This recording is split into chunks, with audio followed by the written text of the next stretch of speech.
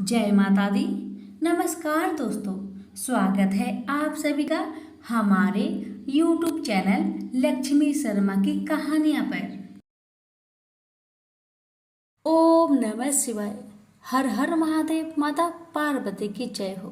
भक्तगणों, आज मैं आप सभी को बुध प्रदोष की व्रत कथा सुनाने जा रही हूँ। हर माह की त्रयोदशी तिथि को प्रदोष तिथि का व्रत किया जाता है। यह व्रत भगवान शिव को समर्पित है। भगवान शिव की कृपा पाने के लिए इस दिन प्रदोष व्रत की कथा अवश्य सुननी चाहिए। बुध प्रदोष व्रत की कथा सुनने और कहने से हर पाप दूर होता है और जीवन में सब मंगल ही मंगल होता है। सूत जी कहते हैं, त्रयोदशी व्रत करने वाले को स्व गौ दान का फल प्राप्त होता है। इस व्रत को जो विधि विधान और तन मन धन से करता है, उसके सभी दुख दूर हो जाते हैं। कथा बहुत पुरानी बात है। एक पुरुष का नया नया विवाह हुआ था।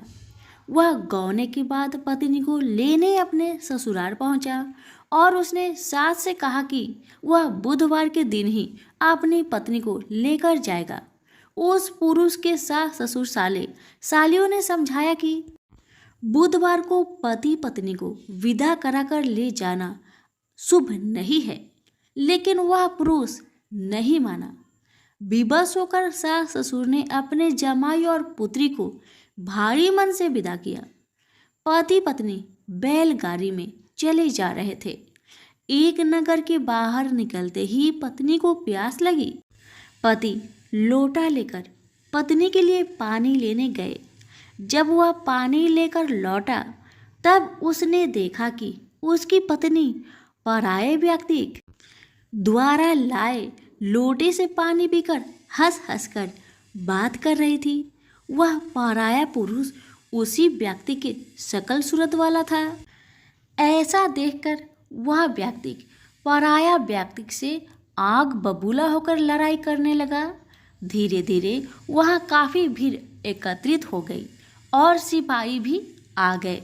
सिपाही ने स्त्री से पूछा कि सच सच बताओ कि तुम्हारा पति इन दोनों में से कौन है।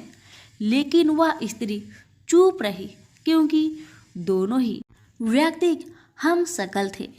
बीच राह में अपनी पत्नी को लूटा देखकर वह व्यक्ति मन ही मन शंकर भगवान की प्रार्थना करने लगा, हे भगवान, मुझे और मेरी पत्नी को इस मुसीबत से बचा लो।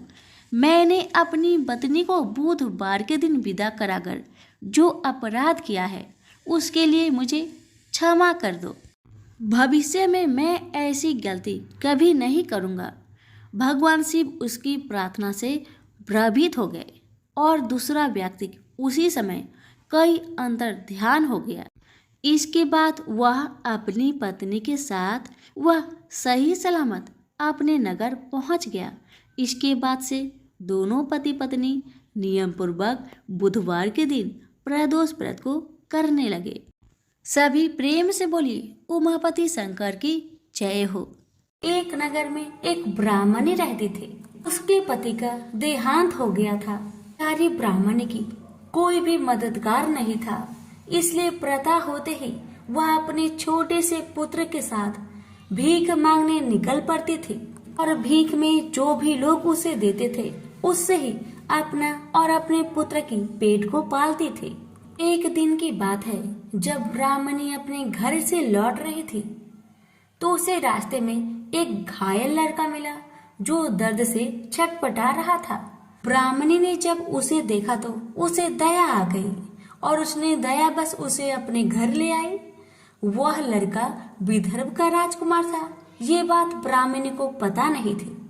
शत्रु सैनिकों ने उसके राज्य पर आक्रमण कर उसके पिता को बंदी बना लिया था और राज्य पर नियंत्रण कर लिया था। इसलिए राजकुमार इधर उधर भटक रहा था। राजकुमार ब्राह्मण पुत्र के साथ ब्राह्मणी के घर पर रहने लगा। अभी एक दिन अंशुमति नामक एक गंधर्व कन्या ने राजकुमार को देखा तो वह उस पर मोहित हो गई। अगले दिन अंशुमति अपने माता पिता को राजकुमार से मिलाने लाई। अंशुमति के माता पिता को राजकुमार भाग गया। कुछ ही दिनों बाद अंशुमति के माता पिता को शंकर भगवान ने सपने में आदेश दिया कि राजकुमार और अंशुमति का विवाह कर दिया जाए, और उन्होंने वैसा ही किया जैसे शंकर भगवान ने सपने में आदेश दिया था। ब्राह्मणी प्रदोष व्रत करती थी। उसके व्रत के प्रभाव गंधर्व राज की सेना की सहायता से राजकुमार ने विदर्भ शत्रुओं को खदेड़ दिया और पिता के राज्य को पुनः प्राप्त कर आनंद पूर्वक रहने लगा। राजकुमार ने ब्राह्मण पुत्र को अपना प्रधानमंत्री बनाया। ब्राह्मण के प्रदोष व्रत के महात्म्य से जैसे राजकुमार और ब्राह्मण पुत्र के दिन फेरे, वैसे ही शंकर भगवान अपने दूसरे भक्तों के दिन भी फेरते हैं। प्रेम से बोलिए उमापति शंकर भगवान की जय। एक समय की बात है, त्रिपुरारी भुजंगधारी श्री काशीपति महादेव जगत माता पार्वती के साथ प्रसन्न रूप में विराजमान थे। जगत माता ने उनसे अनुरोध किया, भगवान कोई कथा कहिए। इस पर भगवान भूत भावन किंचित मुस्कुराए और बोले, हे पार्वती सुनिए, पूर्व समय में कुसमांड नामक एक ऋषि का पुत्र मंडप नाम से विख्यात था। वह बाल्यकाल में ही कुसंगति के कारण पाप कर्म में लीन हो गया था। अतः उसकी निंदित कथाओं को सुनकर उसके पिता, माता, भाई आदि सभी संबंधियों ने भी उसको अपने से अलग कर दिया। वह पूर्व जन्म के कर्मों के कारण किसी का कहना नहीं मान रहा था। उसकी आदतें यहाँ तक खराब हो गई कि वह साधु महात्मा, सत्पुरुषों एवं देवी देवताओं तक की निंदा करने लगा। युवा होने पर वह दूसरी स्त्रियों के प्रेम में फंस गया। प्रेम के बस में होकर वह औरों के द्रव आदि की चोरी में लीन हो गया। उसके दो घनिष्ठ मित्र थे, एक था नापित, दूसरा का नाम था पटहारा। इन तीनों ने मिलकर विचार किया कि किसी धनी के घर चोरी करके अधिक धन प्राप्त किया जाए। अतः तीनों ने मिलकर राजा के यहाँ चोरी की। इस चोरी के कारण बहुत सा धन हाथ लग गया। सारा धन मंडप के पास था। दोनों मित्रों के मांगने पर भी उसने उन दोनों का हिस्सा नहीं दिया। इस धन को वह एक वेश्या के यहाँ ले गया। वेश्या के यहाँ वह प्रेम लीला करने लगा। इस बीच उसको प्यास लगी। पलंग के नीचे रखी गिलास उसने खाली कर दी, मगर उसका स्वाद कुछ दूसरा ही था। इसमें क्या था? उसने वेश्या से पूछा। इसमें मंदिरा था। वेश्या ने बताया। मंडप को इससे बड़ा दुख हुआ। मदिरा पान करके उसने महापाप किया है, यह सोचकर वह बड़ा दुख करने लगा। पर वेश्या बराबर मदिरा का गुणगान करती गई।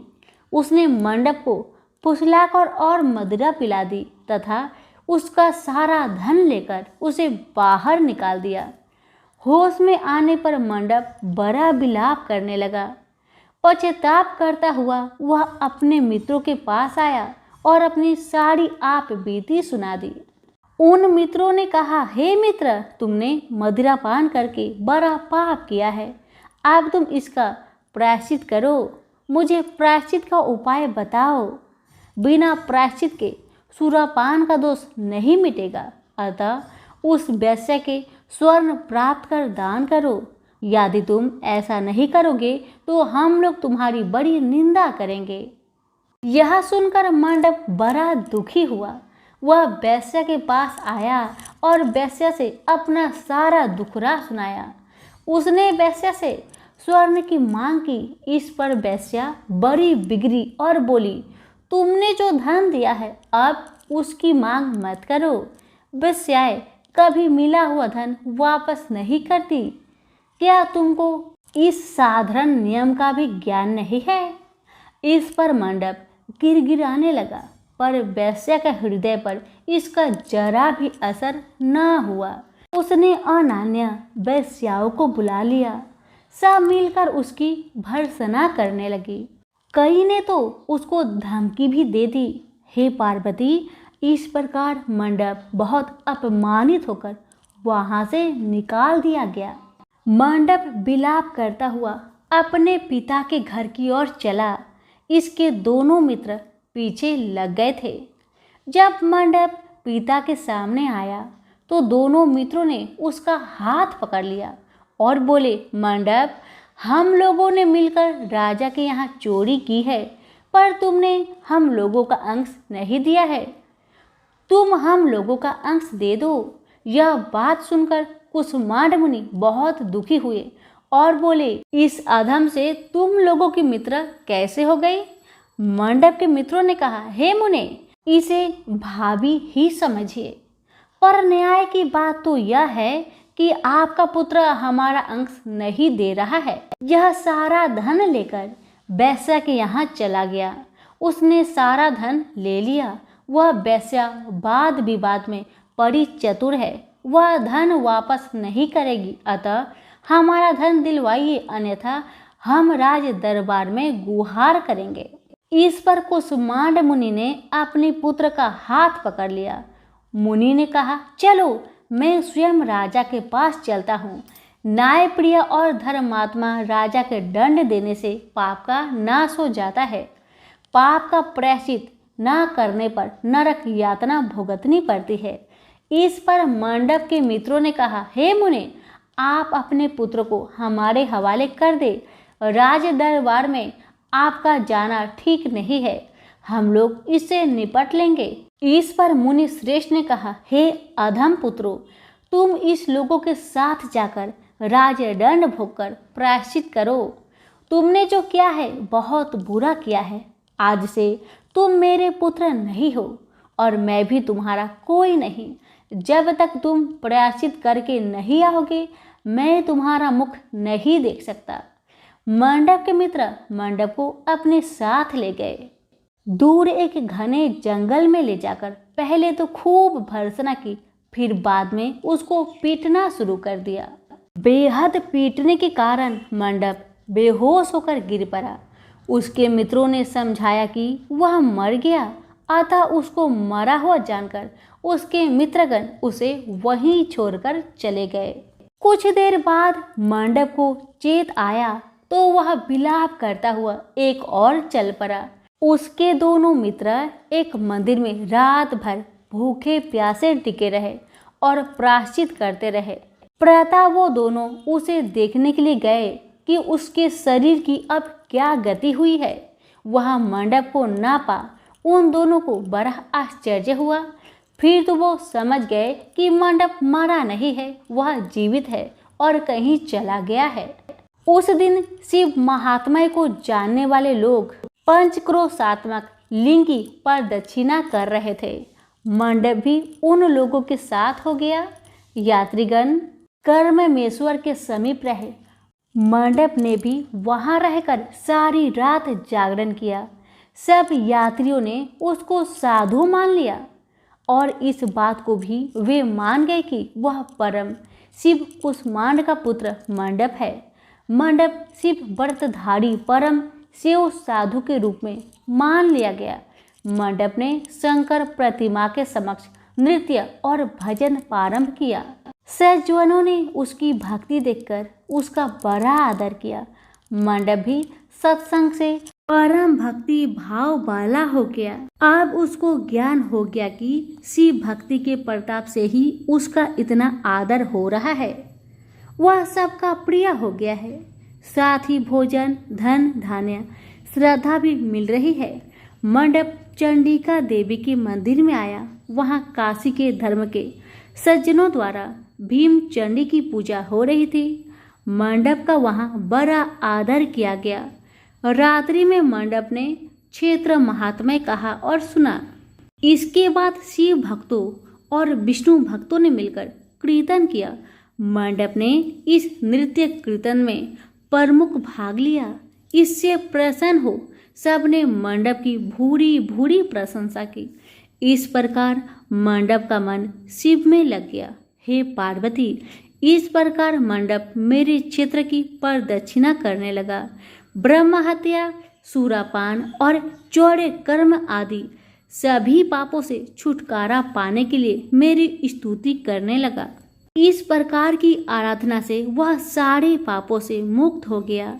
देहली विनायक में आकर मंडप जिह्वा की लोतुपता से मुक्त होकर केवल शिव शिव का उच्चारण करने लगा। उसकी इस साधना और भक्ति भाव को देखकर सर्वत्र उसका बड़ा आदर और मान सम्मान होने लगा। हे पार्वती, मंडप ने अन्न जल सब त्याग दिया और बार बार विलाप कर कहने लगा कि ब्राह्मण शरीरधारी होकर भी मैंने स्वर्ण की चोरी की, साध्वी माता को ठगा, वैश्यागमन सूरापान किया, ब्राह्मण शब्द का हनन किया। पश्चात से मंडप विहल हो गया। हे देवी, मंडप के मन में यह विचार आया कि मेरे क्षेत्र की प्रदक्षिणा करने से वह सारे पापों से मुक्त हो गया। अतः वह काशी काशी शिव शंकर शिव की रट लगाकर अपने पापों का प्रायश्चित करता हुआ मेरे क्षेत्र की परिक्रमा करने लगा। रामेश्वर लिंग में आकर उसने स्नान पूजन किया, सोमनाथ का पूजन किया, सीता और लक्ष्मण के साथ श्री राम जी का पूजन किया। पूजन और भक्ति भाव देखकर सर्वत्र उसकी प्रशंसा हुई। मंडप ने अन्न जल का त्याग कर दिया था। तदंतर वृष भदवज में आकर स्नान देव पूजन किया। प्रातःकाल वरुण संगम में स्नान किया। मुझे पूछता हुआ वह मेरे मंदिर आया। उसने आकर बड़ा दान पुण्य किया। सदोष मंडप ने साष्टांग प्रणाम किया। वह अनेक महात्मा उपस्थित थे। हे पार्वती, मंडप सबके आगे हाथ जोड़कर खड़ा हो गया और पूछने लगा, हे महात्माओं, मैंने बड़े बड़े पाप किए हैं। आप लोग कृपया यह बतलाइए कि इन पापों से छुटकारा किस प्रकार मुझे मिलेगा। सभी महात्माओं ने कहा, हे मंडप, तुम शिव भक्ति केशव के भक्त हो गए हो। पंचक्रोशात्मक लिंग पर दक्षिणा से और शिव कीर्तन से तुम्हारे सारे पाप नष्ट हो गए हैं। इस प्रकार सुन मंडप ने कहा, हे सत्यगणों, पिताजी ने तो मुझको घर से निकाल दिया है। अब मैं अपने घर कैसे जाऊं? और हे मुनि श्रेष्ठों, पिता को कैसे अपना मुंह दिखलाऊं? इस पर सबने कहा, अब तुम्हारे सारे पापों का प्रायश्चित हो गया है, तुम सहर्ष घर जा सकते हो। हे पार्वती, इस प्रकार मंडप अपने पिता के घर के सामने आया और शिव शंभो शंभो महादेव महादेव का उच्चारण करने लगा। स्वर सुनकर कुष्मांड मुनि ने अपनी पत्नी से कहा, हे प्रिय, देखो तो कौन द्वार पर शिव का उच्चारण करता हुआ आया, हमें परम सुख दे रहा है। शिव नाम की अमृत वर्षा कौन कर रहा है? मुनि पत्नी ने द्वार पर अपने पुत्र को देखा। हे पुत्र, तुम्हारा आना कैसे हुआ? मंडप ने कहा, हे माता, आपको और पिताजी को महात्मागण बुला रहे हैं। यह सुनकर मंडप की माता अपने पति के पास आई और उनसे सारा वृत्तांत कहा। हे पूज्यवर, आपका पुत्र शिव का नाम रटता हुआ द्वार पर उपस्थित है। उसका कहना है कि प्रायश्चित करके वह पवित्र हो गया है। सदस्यगण आपको बुला रहे हैं, वे प्रायश्चित का प्रमाण देंगे। कुष्मांड मुनि दरवाजे पर आए। उन्होंने रुद्राक्षधारी शिव भक्त मंडप को देखा। तुम क्यों आए हो? थोड़े से प्रायश्चित से बड़े पाप का नाश नहीं होता है। मंडप ने कहा, हे पिताजी, इसमें कोई संदेह नहीं है कि मैंने बड़े पाप किए हैं। इतना होने पर भी महात्मागण आपको बुला रहे हैं। मुनि अपनी पत्नी के साथ महात्माओं के पास आए। महात्माओं ने एक स्वर में कहा, हे मुनिवर, आपका पुत्र समस्त पापों से मुक्त हो गया है। कुष्मांड ऋषि ने पूछा, हे मुनि श्रेष्ठों, किस आधार पर आपकी दृष्टि में मेरा पुत्र पाप मुक्त हो गया है? इसने तो बड़े बड़े पाप किए हैं। महात्माओं ने कहा, हे मुने, इस मुक्ति मंडप के स्वामी श्री भगवान विष्णु हैं, वही इसका उत्तर देंगे। महात्माओं ने विष्णु भगवान की स्तुति की। इस पर आकाशवाणी हुई, हे स्तुति करने वाले महात्माओं, यह महापापी मंडप जो कुष्मांड मुनि का पुत्र है अब अपने पापों से मुक्त हो शुद्ध हो गया है। यह साधु संतों के साथ शिव शंकर के क्षेत्र की परिक्रमा कर चुका है। अब कुष्मांड मुनि इसे ग्रहण कर सकते हैं। इस प्रकार हे पार्वती, मंडप को कुष्मांड मुनि आदर पूर्वक अपने घर पर ले गए। इस कथा को सुनकर माता पार्वती परम प्रसन्न हुई और बोली, प्रभु आपने यह महत्वपूर्ण कथा कही, इससे कलयुग में प्राणियों का बड़ा भला होगा। कृपा कर इस पर कुछ और प्रकाश डाले। इस पर शिवजी बोले, हे पार्वती अब तुम भैरव जी की कथा सुनो। इस पर भैरव जी प्रकट हुए और बोले, त्रेता युग में समदर्शी सांडिल्य नाम का एक ब्राह्मण था। वह महापंडित था। उसकी पुत्री का नाम विशालाक्षी था। वह सुंदरी थी। बाल्यकाल में ही उसके पिता ने उसका विवाह कर दिया। विवाह के बाद वह अपने पिता के घर पर रहती। वह युवा हो गई। युवा अवस्था होने पर भी उसका पति न आया, अतः सांडिल्य ब्राह्मण की कन्या पाप रता हो गई। इस कन्या ने काशी में बड़े बड़े पाप किए। सुंदरी होने के कारण दूर दूर के युवक उसके पास आने जाने लगे। वह बड़ी पापिनी हो गई। एक समय बड़े बड़े पापों को नष्ट करने वाली पंचक्रोशी यात्रा के यात्रीगण को देखकर वह विचारने लगी कि इन लोगों को पाप रत किया जाए। उस रात यात्रीगण दुर्गा कुंड पर रुके थे। विशालाक्षी धन के लोभ से वहां गई। वहां भजन कीर्तन का स्वांग रचाया। यात्री उसका भक्ति भाव देखकर प्रसन्न हुए और उसे वैष्णवी समझ बड़ा दान पुण्य किए। इस लोभ के कारण वैश्या विशालाक्षी यात्रियों के साथ हो गई। कर्ममेश्वर दहलीज रामेश्वर में उसने निवास किया और वरुण संगम में स्नान किया। यात्रियों द्वारा उसने काशी महात्म्य कथा भी श्रवण की। इस सत्संग समागम से विशालाक्षी की आंखें खुल गई। उसने अपने पर बड़ा पश्चाताप किया। यात्रियों को उसने सारा धन लौटा दिया और पाप से अलग होने का निर्णय कर लिया। उसने महात्माओं से पूछा, हे देवताओं, मैं बड़ी पापनी हूँ, कृपा मेरी मुक्त का उपाय कहिए। इस पर महात्माओं ने कहा, हे देवी, तुम धन्य हो, तुमको पापों से भय नहीं करना चाहिए। तुमने काशी क्षेत्र की प्रदक्षिणा की है, अब तुम हमारे साथ प्रदक्षिणा जारी रखो। विशालाक्षी ने उपयुक्त वचनों पर विश्वास किया। वह महात्माओं के साथ हो गई। 5वें दिन सभी यात्री वृषभ खंड में रहे।